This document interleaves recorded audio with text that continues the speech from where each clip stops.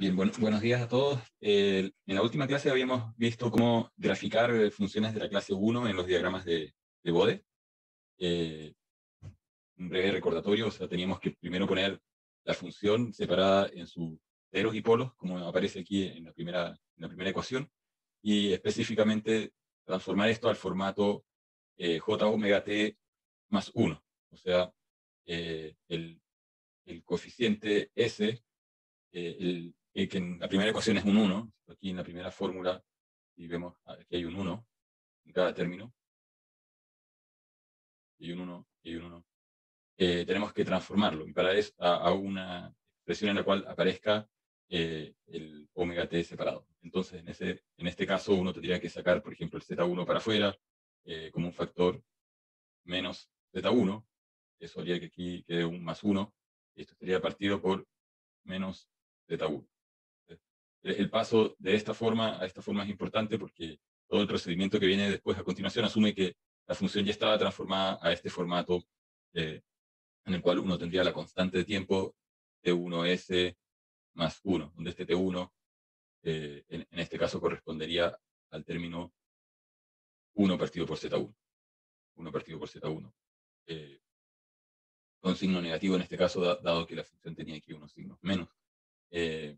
Pero va a depender del valor del cero del polo. Entonces, si el cero está en el lado estable, quiere decir que el z tiene valor negativo, porque aquí el término es s igual a z1, y si z1 está en el lado estable, entonces va a tener un valor negativo y se va a cancelar con este menos, por lo tanto, la constante de tiempo, como es de esperarse, queda positiva, no hablamos de tiempo negativo. Salvo en ciertos casos donde efectivamente la función puede tener un polo a la derecha, un polo o un cero a la derecha, y en ese caso la magnitud del término no va a cambiar, en el sentido de que si uno tiene j omega por t más 1, o la versión menos j omega t más 1, la versión conjugada, en magnitud no cambia.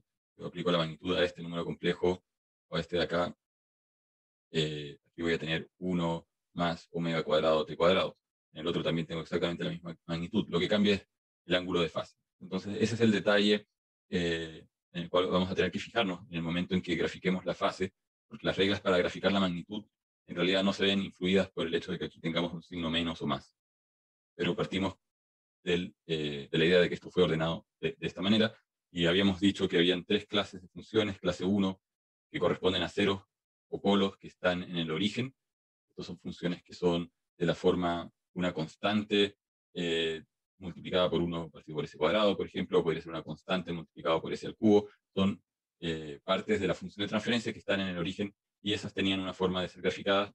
Después teníamos los términos clase 2, que son básicamente de la misma manera en que aparecen acá, y hay un grupo de términos que son los clase 3, que en realidad están construidos términos clase 2, pero que son aquellos complejos conjugados de partes de la función de transferencia que tienen esta forma que habíamos ya visto para los sistemas de segundo orden. Cuando el G es menor que 1, mayor que 0, entonces decíamos que el sistema era un sistema subamortiguado, y al ser un sistema subamortiguado aparecen raíces complejas conjugadas. Aquí están preguntando si esto es un repaso o clase normal. Es clase normal. El repaso fue la clase del lunes. Esto no entra para la prueba de hoy, por cierto. Entonces, en esta parte se separa la expresión en sus raíces, lo que serían s igual a menos i omega sub n más menos j 1 menos i cuadrado. No son raíces como las que provienen de estos términos, o de la clase 2, o en las cuales uno tendría t por s, o t1 por s más 1, porque aquí lo que hemos hecho es reemplazar el s por j omega, por eso aparece el j omega ahí.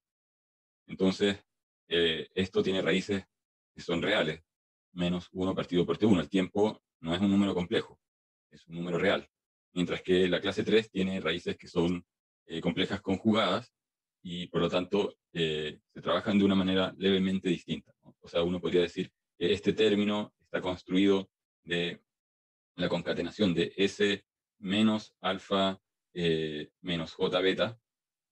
Nosotros decíamos que la parte real la llamábamos alfa y esta es la parte imaginaria, la llamábamos beta, multiplicando a otro término S alfa más J beta, complejo conjugado. Si multiplicamos los dos, entonces sale S cuadrado menos 2 alfa S más alfa cuadrado más beta cuadrado.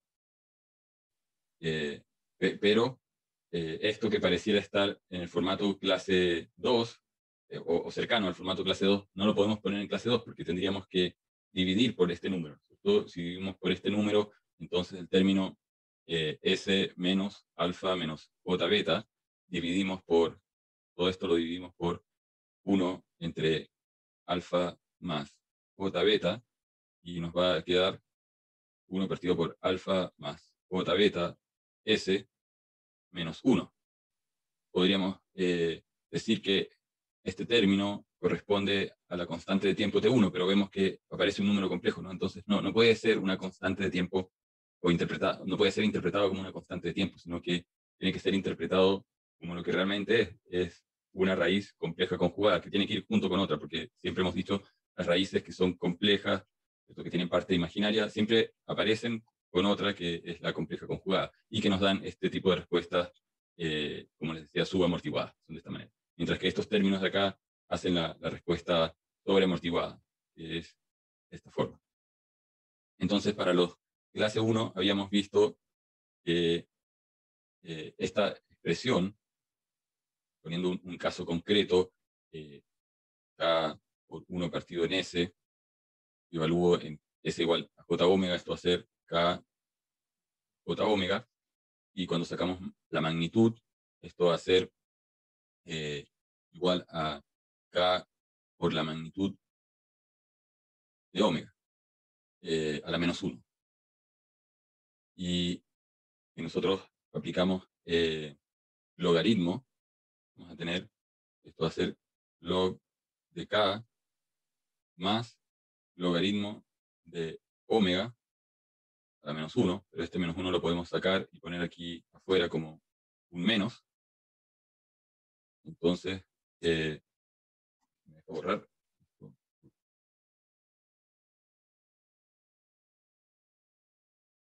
Entonces sacamos este menos 1 de ahí y lo ponemos como un menos.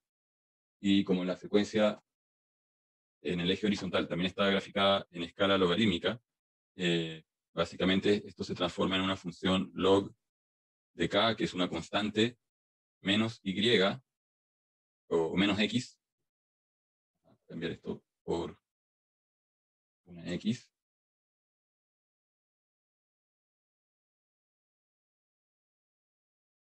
Menos X. Y esta función, que es una función de X, y la grafican versus X, es en un gráfico X, f de X, es una función que cuando X vale 0, suponiendo que K vale 1, si K vale 1, el logaritmo de 1 es 0, entonces es una función que va a bajar linealmente con una pendiente de menos 45 grados, porque hay un 1. Entonces, este ángulo sería menos 45 grados. X es logaritmo de omega, y aquí estamos evaluando la función log de omega, que por eso es que quedan estas rectas. Y por eso es que está este punto particular, omega igual a 1, cuando tengo frecuencia 1, log de 1 es 0, por lo tanto, cuando evalúo aquí en omega 1, toda la función vale 0. Entonces, debería pasar por los 0 decibeles. Aquí en este gráfico no está pasando por los ceros porque no estamos graficando log, sino que estamos graficando simplemente la magnitud versus la escala horizontal, si está en logaritmo de omega. Si yo aplico logaritmo a estas curvas, entonces todo este gráfico se corre, porque aquí estaría aplicando log de 10 a la 0, ¿cierto? 10 a la 0 es 1, entonces al aplicar log de 10 a la 0, esto es 0. Efectivamente, este es el punto equivalente a los 0 decibeles. Y lo mismo si uno aplica aquí este log de 10, logaritmo de 10 en base 10 es 1 por 20, todo esto es equivalente a los 20 decibeles, este de aquí es equivalente a los 40 decibeles, etc. Entonces, ese gráfico, en realidad, si lo ponemos en escala de decibeles en el eje vertical, vemos que tienen estas funciones que son rectas. Y la fase, decíamos, es un desfase de más o menos 90 grados, dependiendo de si el 1 partido por S, o sea, si el S está en el denominador o si está en el numerador. Se suma un J omega y el ángulo de J omega es 90 grados como número, como vector complejo. Los términos de clase 2 son términos, como dice aquí, estables. ¿Por qué? Porque S más 1 es decir, tiene una raíz en menos 1 partido por t, y estamos asumiendo que el tiempo de respuesta es algo positivo. El sistema responde un tiempo después, y este número t es positivo, es mayor que 0. No es negativo, ¿no sé? Todo eso sería como tener algo que yo aplico el escalón y el sistema responde antes de que yo le haya aplicado la señal. Eso es algo que sería no causal. Entonces, en general vamos a trabajar con sistemas que tienen constantes de tiempo positivas, pero el signo menos puede venir del otro término. Y eso quiere decir que el sistema es de fase no mínima y tiene una interpretación, de hecho, que parece como que en términos de fase se adelantase la señal, la relación de la salida con respecto a la entrada. Entonces, primero para empezar vamos a partir aquí asumiendo de que esto es estable, así que, porque eso determina algo en la parte del ángulo, algo muy específico. Y podemos tener el caso en que omega, este número es muy pequeño. Entonces, si omega es muy pequeño, primero entender que el término j omega t o tau más 1 tiene magnitud, es el cuadrado de la parte imaginaria, ¿no es cierto? En este caso la parte imaginaria es omega t, o sea, va a ser omega cuadrado t cuadrado, más el cuadrado de la parte real, raíz de eso. Entonces, cuando tengo un omega que es muy pequeño, supongamos que omega fuese 10 a la menos 2, obviamente va a depender del t, pero supongamos por un momento que t es 1, entonces vamos a tener 10 a la menos 2 más 1, esto vale prácticamente 1. 1 es el que domina cuando los números de omega, de hecho, son más pequeños, cuando omega es más pequeño que 1 partido por t, podemos poner el caso crítico, que omega fuese justo 1 partido por t, ¿qué va a pasar? Vamos a tener omega al cuadrado, que va a ser 1 partido por t cuadrado, por t cuadrado, se cancelan, más 1, ¿no? Estoy aquí, entonces me queda 1 más 1, y este que está asociado a este término de acá está compitiendo en magnitud, es el mismo tamaño que el 1. Y por lo tanto, ahí ya no puedo usar el argumento de que este término que está aquí a la izquierda sea despreciable. Cuando omega t, cuando omega es mucho menor que 1 partido por t, entonces sí puedo decir que, supongamos que fuese 1 partido por t por 0.01, mucho menor que 1 partido por t, es un cienavo de 1 partido por t. Entonces, al elevar al cuadrado, obviamente aquí me va a aparecer un 10 a la menos 4 y multiplicado por el 1 partido por t, por el t que está acá, hace que sea despreciable, ¿no? Por lo tanto, como dice aquí, para valores omega t, que son mucho más chicos que 1, o dicho de otra manera, para valores de omega mucho más chicos que 1 partido por t, la magnitud es prácticamente la magnitud del 1, porque este término desaparece. Entonces, al tener la magnitud de la función g, esta es la función g, es aproximadamente 1 y al aplicar logaritmo me queda 0. Cuando tenemos el caso contrario, cuando omega por t es mucho mayor que 1, cuando omega por t es mucho mayor que 1, lo que domina es el término omega t. Aquí vamos a tener omega cuadrado t cuadrado más 1, con este término mucho más grande que 1. Entonces, esto es aproximadamente la raíz de omega cuadrado t cuadrado. Estaba en raíz. Y esto entonces es aproximadamente omega t. Entonces, a la magnitud aplicamos logaritmo y esto sería entonces log de omega más log de t. Pero para frecuencias muy altas, o sea, estamos hablando que omega es mayor que 1 partido por t, por lo tanto, omega en cierto momento va a ser también mucho mayor que de t, este término t es una constante. El logaritmo de una constante es una constante y por lo tanto lo que predomina es log de omega. Y esto hay que multiplicarlo por 20 para pasarlo a decibeles. Y vamos a tener 20 log de omega versus algo que está en escala logarítmica en el eje horizontal. Por lo tanto, efectivamente, a partir de cierta frecuencia hacia adelante, esto se comporta también como una recta, igual que en el caso de las funciones clase 1. Clase 1. La pregunta es qué pasa en el punto como de quiebre, que es el caso en que los dos términos son en magnitud parecidos. Todo eso corresponde a decir tenemos que omega t es igual a 1. Cuando este en magnitud es igual a este, ocurre eso, omega t es igual a 1. O dicho de otra manera, omega igual a 1 partido por t. Si se fijan, esto es la raíz, ¿no es cierto?, del término t s más 1 tiene un polo o un cero en s igual a 1 partido por t. Por lo tanto, la frecuencia 1 partido por t es un punto como de singularidad o un punto especial. Y en ese punto se va a dar esta situación cuando yo tenga omega igual a 1 partido por t, que va a valer 1. Al final la magnitud raíz de omega cuadrado t cuadrado más 1 va a ser la magnitud de la raíz de 1 partido por t cuadrado más 1, será multiplicado por t cuadrado más 1. Y esto va a ser entonces la raíz de 2. O dicho de otra manera, esto es lo mismo que 2 a la 1 medio, y cuando aplicamos logaritmo en escala de decibeles, 20 logaritmo de 2 a la 1 medio, esto va a ser 10 logaritmo de 2.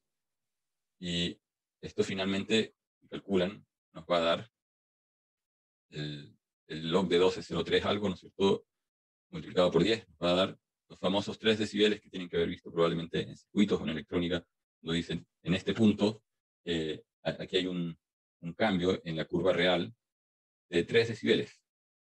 Y si uno entonces quiere encontrar la respuesta de manera aproximada, lo primero que uno tiene que hacer es graficar las asíntotas, que son estas líneas azules. Llegar hasta este punto en el cual omega t, omega tau vale 1, significa el punto en el cual la frecuencia omega es 1 partido por tau. En ese punto tenemos que subir 3 decibeles, poner una marca, y después hacer otra recta que parte de este punto de quiebre con una pendiente que es de 20 decibeles por década. O sea, por cada década que avanzo tengo que subir 20 decibeles. Decíamos que este 10 a la 0 corresponde a 0 decibeles, 10 a la 1, logaritmo de 10, 1 por 20, a 20 decibeles. Entonces, estos puntos corresponden a los 20, 40, etcétera, decibeles. 10 a la 3 sería 3 por 20, 30 decibeles. Entonces vamos subiendo de 20 en 20 decibeles por década a partir del punto en el cual omega es 1 partido por tau. ¿Qué pasa con la fase? En la fase también podemos hacer un análisis bastante similar, pero calculando el ángulo del vector que resulta. Entonces, cuando tenemos un número complejo que es 1 más j omega, 1 más j omega tau o t, y omega es muy pequeño, omega aproximadamente 0, pongamos. Entonces este número complejo converge al número complejo 1 más j0, que es un vector que está apuntando aquí al número 1, no tiene parte imaginaria, por lo tanto el ángulo de ese vector es 0 grados. Entonces la asíntota para la fase, en el gráfico de fase, aquí estamos graficando fase en el gráfico de la derecha, en grados, es 0 al principio. Pero después la fase empieza a cambiar. Entonces hay otro punto especial que decíamos que era el punto en el cual omega vale 1 partido por tau. Entonces, cuando omega vale 1 partido por tau, nos queda el número complejo 1 más j omega 1 partido por tau o por t. Y estos t se cancelan y nos queda el número complejo 1 más j1 o j. ¿Cuál es el ángulo de este número complejo? Es el ángulo 45 grados. Por lo tanto, a la frecuencia omega tau, ¿no es cierto?, omega igual a 1 partido por tau, tendríamos que buscar ese punto que dijimos que esto es 10 a la 1, entonces 10 a la 1 tengo que tener aquí un cambio de 45 grados. Son los 45 grados. O sea, tengo que trazar una asíntota que pasa por los 45 grados a la frecuencia, en este caso de este ejemplo, 10 a la 1. Entonces,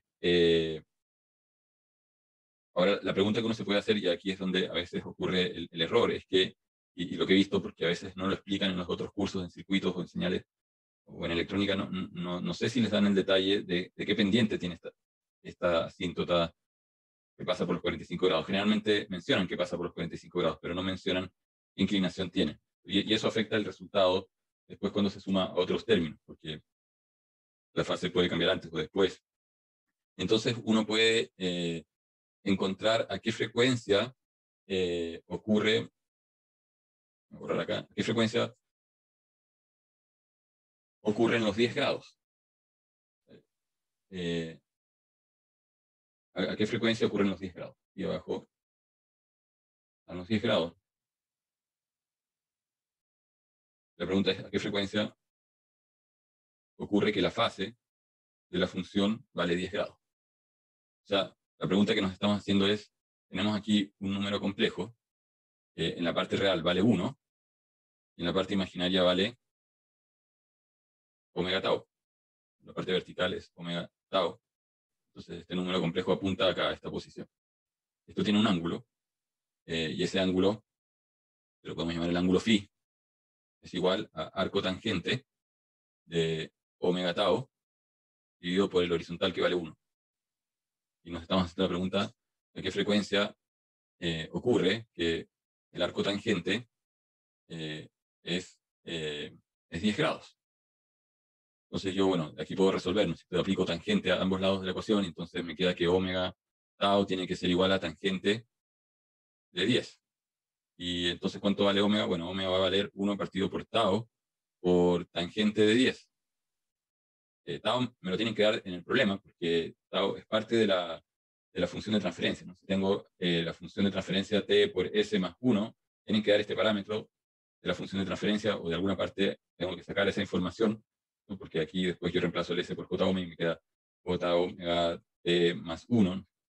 Pero el t lo necesito, o sea, este es un dato.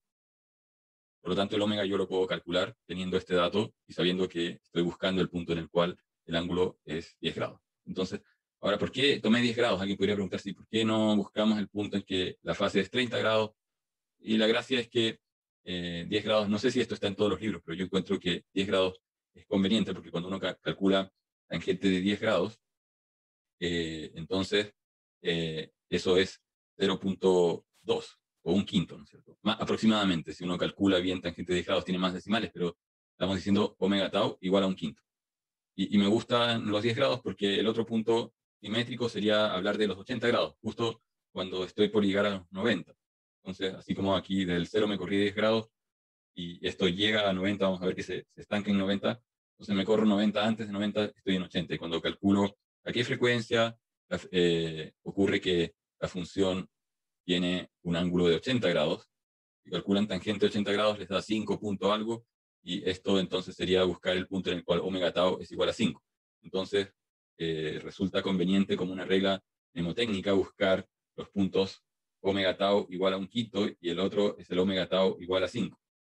Entonces, el tau lo tienen que saber que los puntos 80 grados ocurren para omega tau igual a 5 y el 10 grados ocurre para omega tau aproximadamente un quinto. Con eso encuentran estas frecuencias, saben que a estas frecuencias van a aparecer los 10 grados, los 90 grados, y así trazan la recta. Esa es la manera correcta. Una manera, alguien puede querer usar otro ángulo de desfase, eso está bien también, pero esta es la lógica que hay detrás de estos valores, o sea, porque a veces uno ve procedimientos o reglas y uno no se explica de dónde salieron esos números. Bueno, esa es la lógica que hay detrás. ¿Y qué pasa con frecuencias que son muy, muy grandes? Van a dominar, el término complejo va a dominar sobre el término real, el número 1. Cuando tengo el número complejo 1 más j omega t, y omega es mucho, mucho mayor que 1 partido por t, al final este número, el omega tau va a ser mucho, mucho mayor que 1, y si tuviese que dibujar ese número, recuerden la parte vertical era omega tau, y la parte horizontal sigue siendo 1, entonces me va a quedar aquí un vector, que a medida que la frecuencia es cada vez, la parte real siempre se mantiene sobre esta recta vertical, pero el vector es cada vez un vector de una pendiente, por decirlo de alguna manera, mayor, y a medida que la frecuencia omega va a infinito, el máximo que puede llegar es a quedar totalmente vertical. Eso significa que el ángulo va a ser 90 grados. Nunca va a tener un ángulo mayor a 90 grados. O sea, va a alcanzar los 90 grados cuando omega valga infinito. Por eso es que la otra asíntota viene y se dibuja, se dibuja en 90 grados, partiendo de la intersección de esta línea inclinada que graficamos recién. Entonces, las rectas azules definen las asíntotas y después uno puede trazar el ángulo de fase partiendo de cero, sabiendo que en este punto de inflexión de la asíntota tenemos que tener una diferencia de 10 grados, y 10 grados, y en este otro punto de inflexión tiene que haber menos, o sea, 80 grados o 90 menos 10 grados, y por lo tanto la curva pasa por aquí y la curva pasa por aquí, y después tenemos que tratar de hacer una curva de manera suave a mano alzada que pase por esos puntos. Esa es una forma de dibujar esto a mano alzada. Obviamente, si no está usando el computador lo va a dibujar en forma exacta. Y el procedimiento para los términos de clase 3 también sigue una lógica muy parecida. Entonces, rápidamente podemos ver que hay frecuencias omega que son mucho, mucho más chicas que omega n. Recordemos que esto venía del término s cuadrado más 2i omega n s más omega n cuadrado, y lo que hemos hecho es dividir por omega n cuadrado toda esta expresión, 1 partido por omega n cuadrado, sacando ese omega n como factor hacia afuera. Entonces, después cuando se reemplaza el S en J omega, quedan estos términos, ¿no? Queda J omega dividido por omega n. Y entonces cuando el omega es mucho, mucho más chico que omega n, este número es menor que 1, dejando el número complejo de lado, al elevar al cuadrado, nos va a dar un número muy, muy chico en magnitud. Va a ser negativo porque hay un J cuadrado, pero nos podría quedar un menos 0.001. Aquí nuevamente tenemos que G ya es menor que 1, y estamos multiplicando un número que es menor que 1 por otro número que también es menor que 1, porque dijimos que omega es menor que omega n, por lo tanto también es menor que 1, así que también nos va a quedar un número que es menor que 1. Entonces tenemos dos números que son muy chicos, menores que 1, que no le hacen competencia a este 1, y por lo tanto uno podría decir que aproximadamente toda esta expresión vale 1. Y después aplicamos logaritmo de 1, nos da 0, y por lo tanto para frecuencias omega menores que omega n, uno dice aproximadamente esto vale 0. Después uno llega al punto crítico, al punto clave, en el cual la frecuencia del omega es igual a omega n. Entonces, cuando tenemos omega igual a omega n, y reemplazamos aquí omega n y aquí omega n, esto se transforma en un 1, esto se transforma en un 1, y nos va a quedar j cuadrado, que va a ser menos 1, más 2i por 1, más 1. De 1 se va con este y nos queda 2i, por lo tanto lo que tenemos que evaluar es logaritmo de 2i por 20. Eso es lo que tenemos acá. Ahora, ¿qué símbolo, o sea, qué signo tenemos, perdón? Positivo o negativo, bueno, eso va a depender de si toda esta función está en el numerador o en el denominador. Y el otro detalle es que G es menor que 1, entonces al tener 2G, si G es menor que 0,5, nos va a quedar 2 por algo que es más chico que 0,5, va a ser más chico que 1, y log de un número menor que 1 da negativo. Y por lo tanto, este término tiende en general a invertir el signo de lo que está aquí afuera. O sea, si aquí afuera teníamos un signo positivo, el log de este número va a hacer un cambio, lo va a pasar a negativo. Si teníamos negativo, lo va a pasar a positivo. Entonces, eso genera el siguiente efecto. Si nosotros veníamos con una función que era positiva, este término de acá genera un pic negativo, y después el otro término sigue creciendo. O si la función es constante y viene cayendo después, porque el término está en el denominador, entonces este término de acá tiende a generar un pic hacia arriba. El tamaño de ese pic vale este 20 log de 2i. Entonces, ese también es un detalle que a veces no lo mencionan. Solamente dicen, como es un término clase 2, que es de segundo orden, entonces cae 20 decibeles por década y hay que buscar a qué frecuencia cae, y la frecuencia a la cual esto empieza a caer a 40 decibeles por década es omega igual a omega n.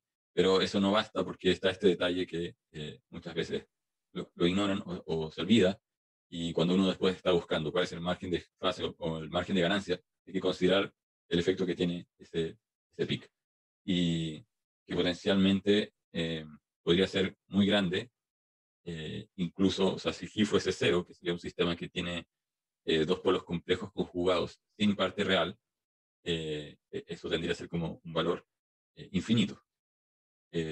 Entonces, pero nosotros habíamos dicho al principio que estábamos trabajando con sistemas que son estables, entonces, estrictamente estables. Tenemos polos que son complejos conjugados sin parte real, entonces quiere decir que el sistema no es estrictamente estable, sino que oscila, y en cierta frecuencia uno vería una especie de pico de línea en el espectro de Fourier de esa componente oscilatoria que domina frente al resto. Y entonces, ¿qué pasa después cuando omega es mucho mayor cuando omega es mucho mayor que omega n? Omega mucho, mucho mayor que omega n. Cuando ocurre eso, entonces uno puede decir que lo que domina es este término que está al cuadrado, y estos son despreciables frente a este de acá. Y cuando uno calcula, entonces, la magnitud, tendríamos que ser la magnitud de un número complejo, que es la magnitud de omega dividido por omega n.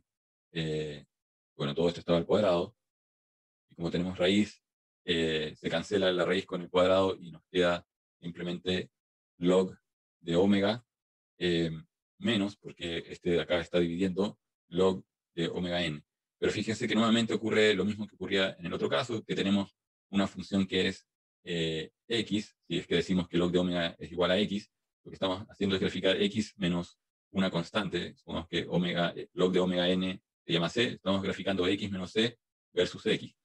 Es una función de la recta que va a ser una recta que está corrida en c unidades, pero en general este omega es muy pequeño porque ya dijimos que omega es mucho mayor que omega n, y por lo tanto este log de omega n es despreciable, y entonces no se hace este corrimiento, y por lo tanto solamente lo que uno coloca es log de omega, y en realidad tenemos aquí el crecimiento al doble, a 40 decibeles por década, porque teníamos esto al cuadrado. Entonces, a diferencia del caso anterior, donde estábamos graficando la raíz y aparecía el 1/2, ¿no es cierto?, de la raíz. Entonces, ¿qué pasa con la fase? Con la fase también ocurre algo parecido. Cuando omega es muy pequeño, estos términos son despreciables frente al 1, ¿no es cierto? Y cuando calculamos el ángulo, este número complejo, estamos calculando el ángulo de 1, es 0. Cuando decíamos que omega era igual a omega n, lo que ocurría era que se cancelaba el término que tiene el cuadrado. Cuando omega es omega n,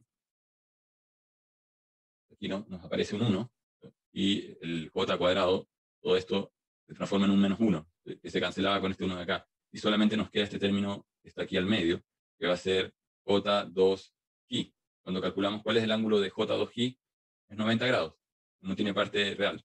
Entonces, es más o menos 90 grados puro. Porque es un número complejo con parte imaginaria pura, sin parte real. Y cuando domina el término cuadrático, cuando tenemos, domina este término, ¿qué número resulta? Resulta j cuadrado, que es negativo, omega cuadrado partido por omega n cuadrado, y decíamos que estos de acá eran despreciables. Este es un número real también. Pero ¿cuánto vale omega? Aunque omega sea negativo, el cuadrado es un número positivo, omega n también, el cuadrado es un número positivo, hay un signo menos. El ángulo entonces va a ser 180 grados. Ahora, va a depender si esto está en el numerador o en el denominador, ¿no es cierto? Si es un más 180 o un menos 180, el punto es que para frecuencias muy altas esto termina en 180 grados. Y nuevamente aquí uno podría tratar de encontrar cómo van a ser las asíntotas de esta función. Este es el gráfico, como les decía, el gráfico de magnitud. para una función, aquí lo que hay que acordarse es que hay que dibujar las asíntotas, que son las líneas azules primero. Cuando uno va a hacer el gráfico de Bode, se dibujan las asíntotas, identificando dónde está este punto omega igual a omega n. Uno sabe que a partir de ese punto en adelante hay una asíntota o una línea guía que cae a menos 40 decibeles por década o sube, dependiendo de si esto está en el numerador o denominador. Y a esto hay que sumarle un pic, en el cual va a haber que calcular el valor de 20 log de 2i. Aquí no hay una regla que diga el pic es de un cierto tamaño, porque ese tamaño va a cambiar cada vez que cambie el valor de i. Por lo tanto, en algunos casos, por eso aquí hay graficados varios casos, cuando i es muy, muy pequeño, mucho menor que 1, esta como protuberancia o pic es más notorio que cuando i es pequeño, pero no tan pequeño. Y cuando i es mayor que 1, entonces si aquí ponen un número mayor que 1, les va a quedar 2, por un número mayor que 1 va a ser un número mayor que 1, y el logaritmo de un número mayor que 1 es un número positivo, por lo que si todo esto estaba restando, porque estaba en el denominador, toda la gráfica se va a ver corrida, no se va a ver el ahora, ¿qué pasa si g es mayor que 1? En realidad, la pregunta es, ¿tiene sentido usar esta función? No, no tiene sentido porque los polos complejos conjugados, o sea, el alfa más menos j beta, aparecen porque uno tiene este término 1 menos g cuadrado, que en realidad originalmente era g cuadrado menos 1. ¿Y por qué le dábamos vuelta? Porque sacábamos el j para afuera, pero ese j lo sacamos porque el g, cuando es menor que 1, lo que queda dentro de la raíz es negativo. Pero si lo que hubiese quedado dentro de la raíz hubiese sido positivo, cuando el g es mucho más grande que 1, supongamos que g es igual a 4, entonces nos queda 16 menos 1, raíz de 15 es un número positivo, entonces nos quedan raíces que son reales, sin parte imaginaria. Y cuando son reales sin parte imaginaria, esas dos raíces las podemos separar como S menos la raíz o el polo P1 y S menos el polo P2, donde ambos son reales y por lo tanto esos dos caen en la clase 2, no en la clase de funciones 3. Por lo tanto, no tiene mucho sentido usar funciones clase 3 para graficar estos casos, es solamente para mostrar que en realidad uno podría tener una situación donde hay dos polos repetidos en el mismo lugar. Entonces, si tengo S menos P1 multiplicado por S menos P1, esto es lo mismo que S menos P1 al cuadrado, y esto va a ser igual a S cuadrado menos 2P1 S más P1 cuadrado. Esta función se ve como de la forma S cuadrado menos 2 alfa S más alfa cuadrado más beta cuadrado, ¿no? Que es el cuadrado de las raíces complejas conjugadas, donde, pero aquí hay un alfa y un beta que vienen de dos raíces, y aquí hay solamente un P1 que es de la misma raíz. Está repetida dos veces al cuadrado, ¿no es cierto? No son exactamente la misma función, tienen como la forma parecida, pero como les decía, en realidad esta uno debería trabajarla cuando hay dos polos repetidos en el mismo lugar, uno debería usar las reglas para las funciones clase 2. Y entonces en la fase, ¿qué pasa con la fase? Decíamos, para frecuencias omega mucho más chicas que omega n, parte de cero. Para frecuencias mucho más grandes que omega n, estamos en 180 grados o menos 180, dependiendo de si esto está en el denominador. Y el punto crítico aquí es cuando omega vale omega n, donde esto tiene que pasar por los 90 grados. Entonces aquí, en este caso, en el caso de este ejemplo, estamos haciendo omega n sería igual a 10. Entonces tendríamos una función en la cual el omega n era 10. Tendríamos que hacer que la curva de fase pase por los 90.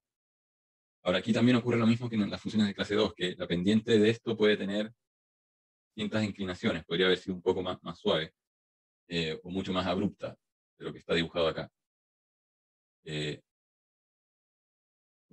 dibujar aquí. Bueno, el punto es que para encontrar esa pendiente, en general no hay una regla tan fácil como la del caso de clase 2, en el cual decíamos omega tau igual a un quinto, omega tau igual a 5.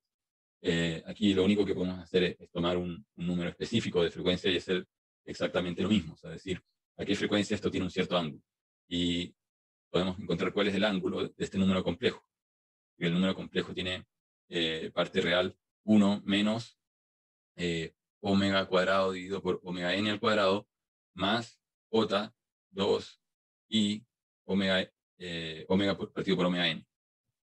Entonces, ¿cuál es el ángulo de este número complejo?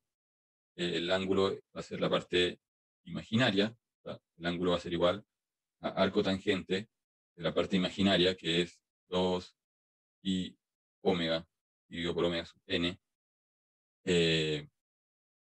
todo esto dividido por 1 menos omega cuadrado, omega n cuadrado, igual a un cierto ángulo.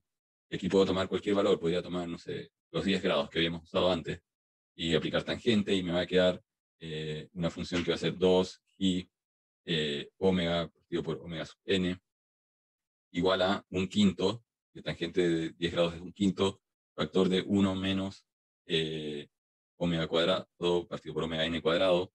Recuerden que el g y el omega n son datos de la función de transferencia, por lo tanto esos números los tenemos.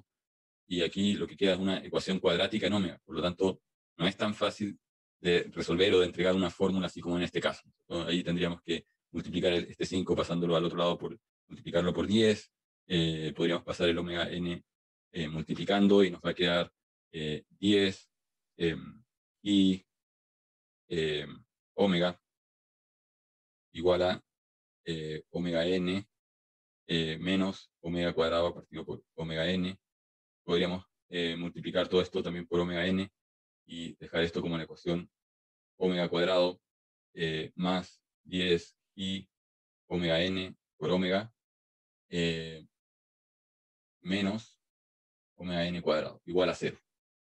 Entonces de aquí vamos a tener que despejar el valor de omega, y omega nos va a dar, en este caso, menos 10 y omega n más menos raíz de todo esto, 100 y cuadrado, omega n cuadrado, más 4 omega n cuadrado, todo esto dividido por 2. Y este número no, va a depender de g, va a depender de omega n, va a haber que usar probablemente una calculadora para calcular a qué frecuencia ocurre el paso de la curva de fase por los 10 grados. Entonces, si eligen otro número, 80 grados, van a tener una ecuación cuadrática distinta, pero va a ser exactamente lo mismo, y al final uno llega a esta conclusión de que no hay una expresión simple hay que hacerlo nomás, no queda otra, para calcular o usar directamente un solver. En la construcción, la magnitud, las reglas para hacer la magnitud se siguen cumpliendo para funciones que tienen este formato. Nosotros habíamos partido con funciones del formato estable, ts más 1, porque decíamos que esto tenía un polo o un 0 en el lado izquierdo del plano complejo, en menos 1 partido por t. Pero si tuviésemos algo como esto, entonces esto tiene raíz s igual a más 1 dividido por t. Esto es inestable. Cualquiera de estos dos casos que aparecieran en una función de transferencia son polos o ceros inestables. Entonces la magnitud no cambia, el procedimiento se sigue haciendo igual, pero ¿cómo cambia la fase? O sea, cuando yo tengo el caso de S menos 1, yo evalúo esto en S igual a J omega, entonces aquí tendríamos J de omega menos 1. Yo dibujo este vector es menos 1, la parte real es negativa en este caso, y la parte imaginaria es positiva, como que está acá el valor omega t, por lo tanto el ángulo me queda mucho más grande que en el caso en que esto tenía un signo positivo, porque en el caso cuando esto era un signo positivo, el vector resultaba con la parte real 1, ¿no? En vez de menos 1, resultaba con 1, y la magnitud de la parte imaginaria era la misma, el vector quedaba así, entonces el ángulo era más pequeño. Ahora, este ángulo más grande se suma o se resta dependiendo de si está en el numerador o en el denominador. Y aquí, digamos, lo importante es notar que estos sistemas que tienen un signo menos son sistemas que se llaman o aparecen en algunos textos como sistemas de fase no mínima.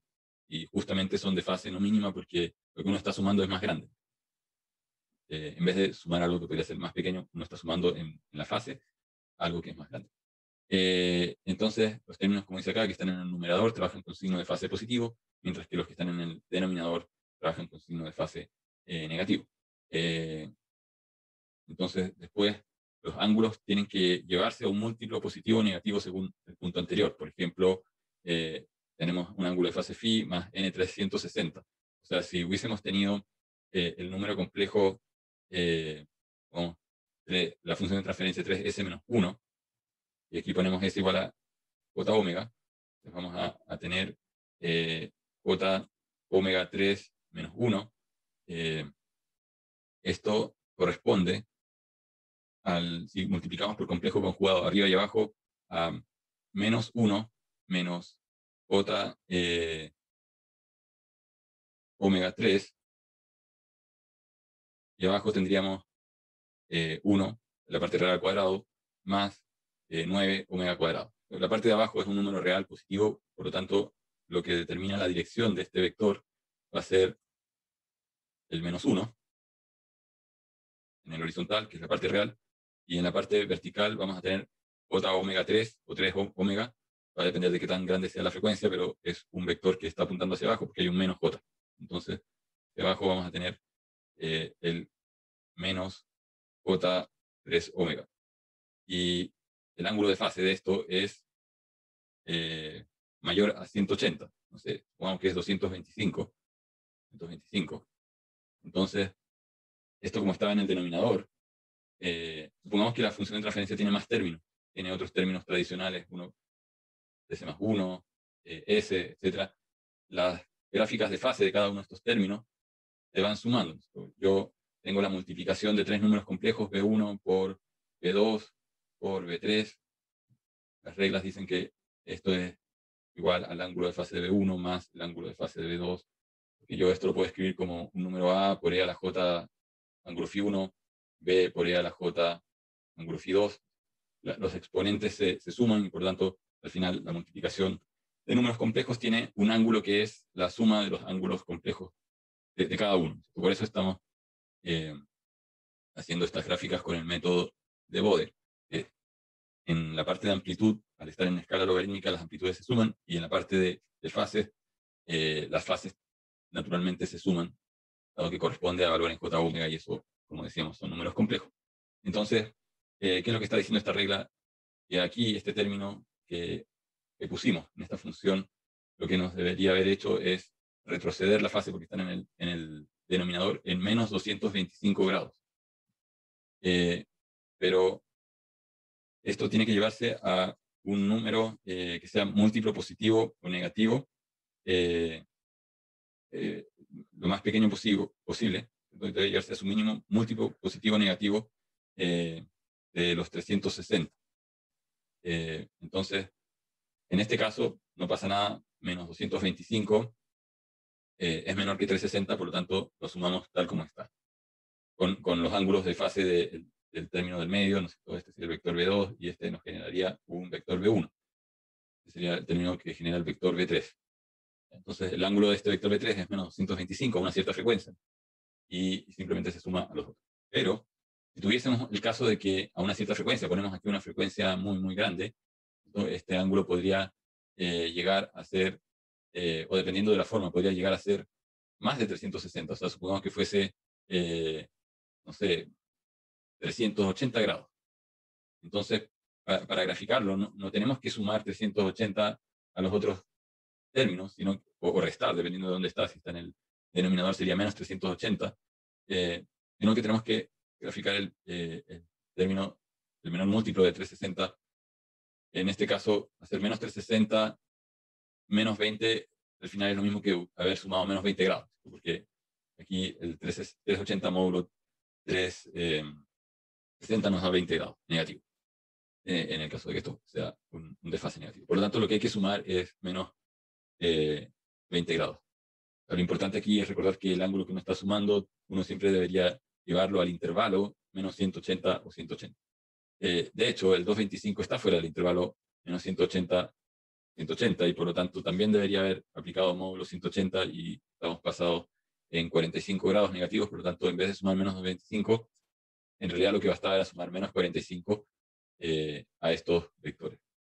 Eso no sé si al principio cuesta como un poco absorberlo, pero si no, asúmanlo como una regla. El resultado no cambia porque estamos sumando fase, y eso representa el desfase que hay entre la entrada y la salida. Entonces, hablar de un desfase menos 225 o menos 225 más 360 es exactamente lo mismo, para efectos de la relación entrada-salida. Pero ¿dónde está el problema en no reposicionar la fase dentro del intervalo menos 180, 180, más, menos 180 más 180, en que después cuando uno analiza cuál es el margen de ganancia y margen de fase, uno puede cometer errores porque lo que el procedimiento dice, y si recuerdan Nyquist, es que tenemos que encontrar para el margen de ganancia el punto donde la fase es 180. Y de repente uno se distrae cuando uno suma varias veces 360, 180 más 360 va a ser 3, va a ser 480. Entonces uno dice, ya, aquí la fase no pasó por 180, está pasando por 480, así que, perdón, por 440, está pasando por 440, no tiene que ver con el 180, así que este sistema tiene otro margen de ganancia. Y la verdad es que no, si, cuando estaba pasando por 440 grados, estaba en realidad pasando por 180. Pero como no lo rescalaron al intervalo menos 180 más 180, uno como que no se da cuenta de que el ángulo de fase está pasando por los 180. Entonces ahí es donde uno finalmente comete conclusiones o llega a conclusiones erradas, porque se distrae por estas fases que se van sumando. Entonces, sí, hay que sumarlas, pero aquellos términos que están excedidos en 180, en el caso de estas funciones de fase no mínima, hay que volverlos a meter dentro del intervalo. Para las otras no hay que hacer ese rescalamiento, ¿no? Esto de acá es, como dice el primer punto, es términos que no cumplen con el patrón, como términos de esta forma, TS-1 y 1 menos TS, se tienen que trabajar con estas reglas, estos 3 puntos especiales. En general, son solamente las otras reglas las que valen. Entonces, veamos aquí algunos ejemplos más concretos y para qué sirve esto finalmente en el diseño de controladores. También tiene aplicaciones en diseños de filtros cuando queremos bloquear ciertas frecuencias o amplificar ciertas frecuencias, por ejemplo en audio, pero aquí tiene que ver esto con la estabilidad del sistema. Ya veíamos que el retardo nos quita fase y por lo tanto de repente quisiéramos implementar una función de transferencia que nos sume fase y nos compense lo que el retardo nos está quitando. Y eso entonces se llama construir una red o un compensador. La palabra red viene de red eléctrica o de circuito eléctrico. Cuando uno habla, o se hablaba antiguamente de circuitos, también uno hablaba de redes eléctricas porque el circuito implementado, digamos, en una placa era como una malla, ¿no es cierto?, de varios componentes, condensadores, inductancias conectados que formaban una especie de red o malla. Y por lo tanto quedó ese nombre de red de adelanto o red de atraso, pero viene del mundo de los circuitos. Pero estoy pensando en que esto se implementa analógicamente con circuitos que tienen resistencias, inductancias y condensadores.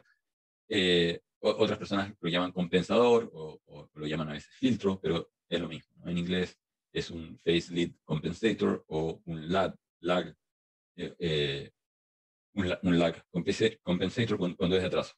Entonces vamos a hacer el de adelanto. Entonces en el de adelanto lo que domina es el numerador, porque recuerden, el numerador suma fase. ¿Y cómo me doy cuenta que es el que domina? Porque aquí tengo una función T1 S más 1 y en el denominador un T2, pero estamos diciendo que T1 es mucho mayor o mayor, tiene que hacerse mayor forzosamente para que sea de adelanto que T2. Entonces cuando yo tengo que T1, por ejemplo, puede ser 10 segundos y T2 es 1 segundo, desde el punto de vista de la frecuencia, para el término del numerador, el polo ocurre en S igual a menos 1 partido por T1. Y entonces, con el valor de 10, esto ocurre en menos 1 partido por 10, que es menos 0.1, en una frecuencia omega igual a 0.1 radianes por segundo. Mientras que en el otro término, en el del denominador, el S ocurre en menos 1 partido por T2, y esto significa que ocurre en menos 1, o sea, ocurre después. Entonces, para graficar las asíntotas, o sea, para graficar el gráfico de magnitud primero, tendríamos que hacer estas asíntotas y buscar la frecuencia, vamos a dibujar la asíntota para este término, que ocurre en una frecuencia omega igual a 0.1. Entonces 0.1 es 10 a la menos 1. O sea, tenemos que buscar acá en el gráfico, 10 a la menos 1 está acá. Entonces lo que deberíamos haber graficado es una línea que viene aquí en 0 decibeles. En ese punto empezamos a subir 20 decibeles por década. O sea, aquí está el número 20 y aquí hay una década más, 10 a la menos 1, después viene 10 a la 0. Entonces, aquí en este punto, a esta frecuencia están los 20 decibeles más adicionales con respecto a los 0 decibeles. Por lo tanto, yo debería haber trazado una línea de esos dos puntos. Pero a mano así, un poco difícil. Y después de ese punto en adelante, esto seguiría creciendo a 20 decibeles por década. Pero tenemos que dibujar también las asíntotas de la otra función. Poner aquí otro color. La otra función, el término de abajo, empieza a operar a la frecuencia omega igual a 1, o dicho de otra manera, 10 a la 0. De aquí a la 10 a la 0 empieza a funcionar el otro término. Entonces tenemos primero una asíntota que viene en 0, y después de este punto, en una década más, que sería 10 a la 1, tenemos que bajar 20 decibeles por década. Y me voy a pasar sobre el otro gráfico, el de fase, pero tienen que imaginar que hubiésemos tenido más espacio o valores negativos de decibeles. En una década debería haber llegado aquí, un poquito abajo. O sea, de aquí subía a más 20 decibeles por década, entonces aquí en este bajo a menos 20 decibeles por década. Y después, entonces, el resultado es la suma de las dos curvas, porque como están en logaritmo, ¿no? El logaritmo, tengo que ser el logaritmo de todo esto, el logaritmo de esta parte menos el logaritmo de la parte de abajo, entonces sumo, la parte de abajo ya está con signo negativo, o sea, este menos que está acá, se sumo. Al principio estoy sumando 0, la curva roja con la curva verde, las dos valen 0, y después llego a la curva roja, así que tengo que subir, y la verde sigue estando en 0, así que no pasa nada. Y después, me queda esta línea, y después la verde se empieza a sumar. Entonces, a una que sube o que crece a 20 decibeles por década, le estoy sumando otra que crece a la misma velocidad, pero en el sentido opuesto. O sea que el resultado es nulo, ¿no es cierto? Ni crece ni decrece. Y esas serían las asíntotas, en este caso. Entonces, la curva resultante tiene que ser una que va a pasar por tendría que buscar aquí los 3 decibeles, porque ya dijimos que en esta frecuencia ocurrían 3 decibeles, y por aquí también en la curva resultante real hay menos 3 decibeles, que deberían aparecer acá como algo que corre esto hacia abajo 3 decibeles. Entonces después a mano alzada hay que trazar la curva que pasa por ahí, por el punto 3, después se pega a esta línea inclinada y después pasa por el punto que está a los 17 decibeles y después pues converge. Entonces ese sería el procedimiento para graficar manualmente la amplitud. Y la fase, hacemos lo mismo, las reglas, vamos a borrar todo esto. Nos dicen que las fases se suman, entonces hacemos la fase del numerador primero.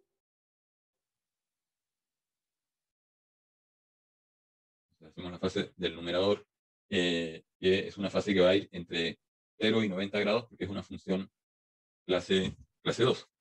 Entonces, este término de acá va a actuar, ya dijimos que actúa a los a la frecuencia 0.1, 10 a la menos 1, y como está en el numerador, suma fase. Entonces partimos acá con una asíntota que es 0.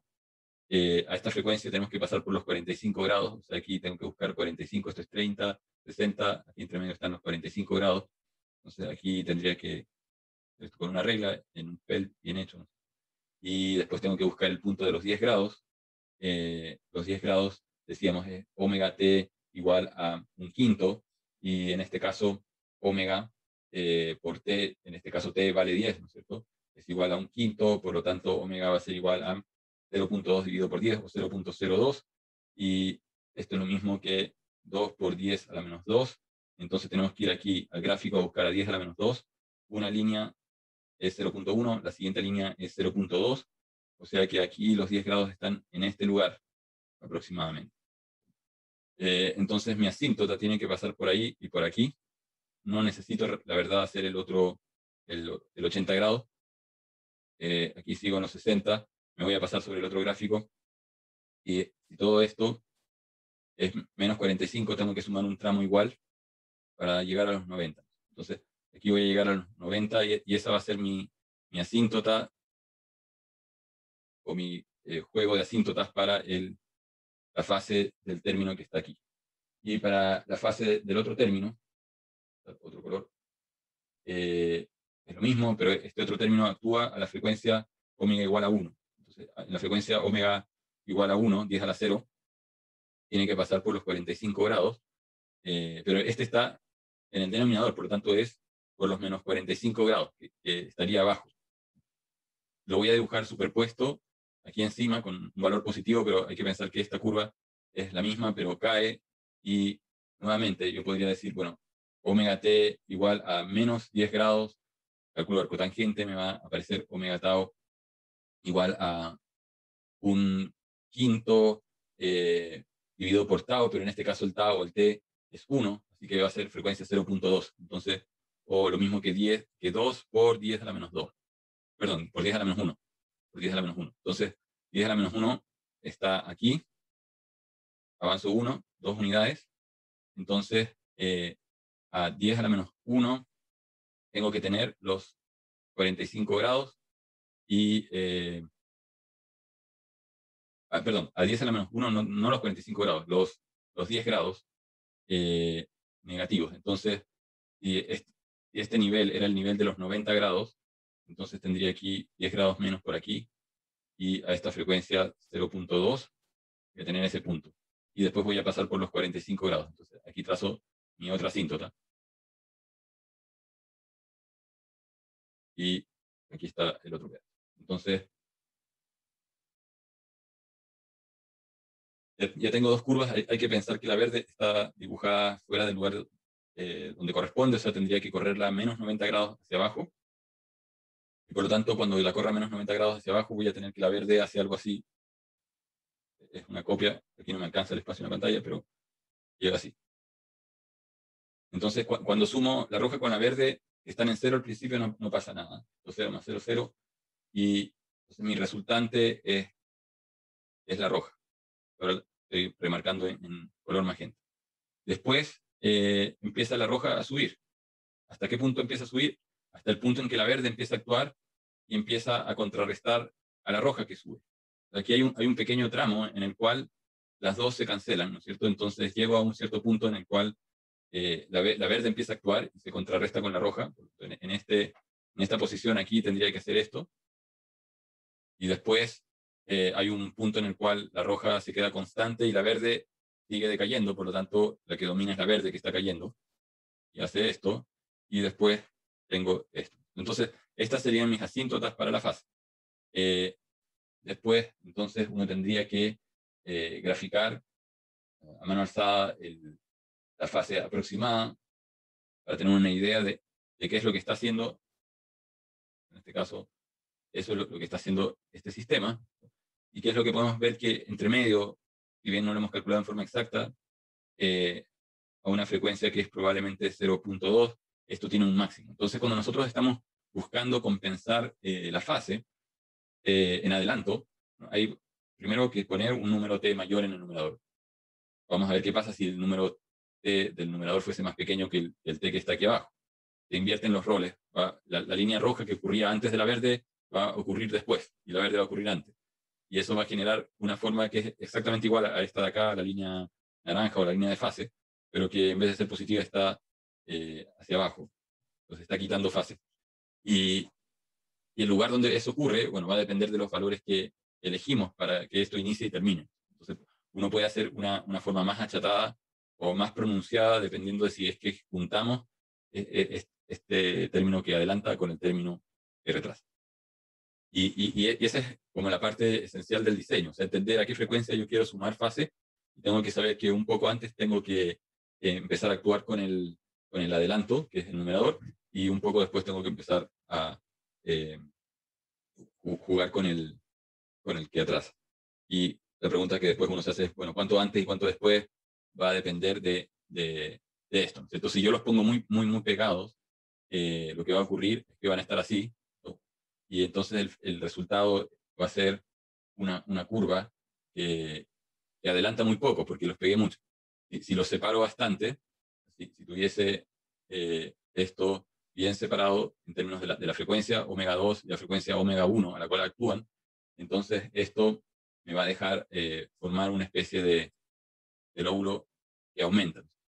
¿Cuál es lo máximo que puedo llegar? Es a tener 90 grados, si es que los separo lo suficiente, y me va a quedar una cosa que llega a 90 grados, que queda en 90 grados y después empieza a actuar a la otra, y la otra retrocede, el otro término, el que está acá, retrocede y me devuelve a la misma fase que tenía originalmente. Pero nunca voy a poder, con esta red, adelantar más de 90 grados. Entonces, ¿qué pasa? Uno podría hacerse la otra pregunta, ¿qué pasa si en realidad lo que necesito es adelantar 120 grados? La solución es concatenar términos de este tipo, redes de adelanto, y entonces yo podría hacer dos redes circuitalmente que adelantan 60 grados cada una y las pongo las dos en serie, y eso permitiría generar el adelanto. El atraso entonces está acá, la lógica es la misma, lo pueden hacer como un ejercicio, trazar las asíntotas, solamente que las asíntotas en este caso van a empezar antes para el término que está en el denominador y después para el término del numerador. Y entonces también uno puede ver otro efecto que no había comentado acá, voy a borrar todo, que tiene que ver con el efecto de qué frecuencias son las que cada una de estas redes deja pasar. ¿Ya? Y con eso termino, porque aquí en la red de adelanto, el derivador está actuando como un filtro pasalto. Aquí las frecuencias bajas están básicamente no amplificadas ni atenuadas, porque hay 0 decibeles, es una ganancia equivalente a 1, logaritmo de 1 es 0, o sea, no amplifica ni atenúa, pero a frecuencias altas esto amplifica. Y la derivada es la pendiente. Entonces ustedes saben que si uno quisiera saber si una función, ¿qué es lo que va a pasar, por ejemplo, con el valor de una acción o con los casos de contagios de COVID? Uno mira la pendiente de la curva, ¿cierto? La pendiente entonces actúa como una especie de predictor, nos dice esto va subiendo o va bajando, y es la derivada la que nos da esta como capacidad de mirar, entre comillas, un poquito en el futuro. Por eso adelanta fase. ¿No? Igual después el sistema va evolucionando y no necesariamente lo que nosotros vemos en este punto, porque más adelante la pendiente puede cambiar, ¿no es cierto? Y la función puede empezar a bajar. Así que en este punto podemos ver en una función, va a depender del lugar donde uno esté, uno puede ver una función así y claro, la pendiente acá nos dice, la función va subiendo y aquí la pendiente va bajando, y si uno toma decisiones pensando en que la función va a continuar hacia abajo, sí, puede que por un rato eso sirva, pero después no es válido, porque en promedio la función. Por lo tanto, uno tiene que implementar filtros que promedien una cierta ventana de tiempo y tratar de ver hacia dónde va la función, y de esa manera uno puede ganar información de lo que se viene a futuro, compensando el retardo que tiene intrínseco la planta por distintas razones físicas, que pueden ser retardos de propagación en los sistemas. Pero por otro lado, cuando uno ve el compensador de atraso, el compensador de atraso bloquea las altas frecuencias. Es más bien un integrador, ¿no es cierto? Si esto lo llevamos al caso extremo, porque aquí estamos diciendo T1 es más chico que T2. O sea, el número que estaba acá, el T1, es más chico, es 1 en este caso, el T2. Imaginen que el T1 lo hacen aproximadamente 0 y que el de acá lo hacen ultra grande, mucho mayor que 0. Esto va a atender aproximadamente a la función 1 dividido por un número gigante, 200S más 1. Este más 1, incluso uno lo podría aproximar, y esto aproximadamente es 1 partido por 200S. ¿Y qué cosa es 1 partido por S?